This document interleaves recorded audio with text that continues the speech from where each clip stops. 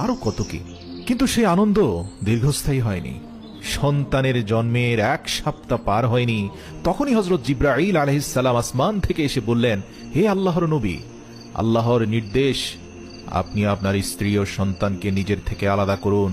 ইব্রাহিম আলাইহিস সালাম আতঙ্কিত হয়ে জিজ্ঞেস করলেন, হে জিবরাইল, আমি কোথায় নিয়ে যাব আমার স্ত্রী ও শিশুকে? তিনি বললেন, আল্লাহ যেদিকে নির্দেশ দেবেন সেদিকেই তাদের নিয়ে যাবেন। পরদিন সকালেই জিবরাইল আলাইহিস সালাম উট নিয়ে মানুষের রূপে হাজির হন।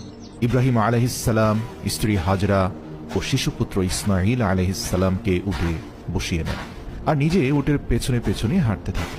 তাদের এই চলার পথে প্যালেস্তাইনের পুরো শহর পেরোয়, দিন পেরোয়, সপ্তাহ পেরোয়, মাস পেরিয়ে যায়। জিবরাইল আলাইহিস সালাম ঠিক সেই জায়গায় পৌঁছান বর্তমানে যেখানে কাবা শরীফ অবস্থিত। তখন সেখানে কেউ বাস করত না, চারপাশে পাহাড় আর নীরবতা। জিবরাইল আলাইহিস সালাম বলেন, ইব্রাহিম, তোমার স্ত্রী ও সন্তানকে এই নির্জন স্থানে রেখে দাও, এরপর নিজে ফিরে যাও ফিলিস্তিনে।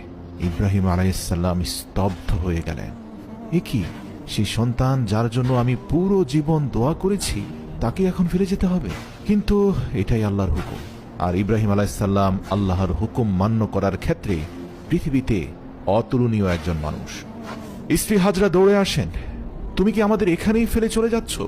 কোনো উত্তর নেই, তার চোখে শুধু অশ্রু।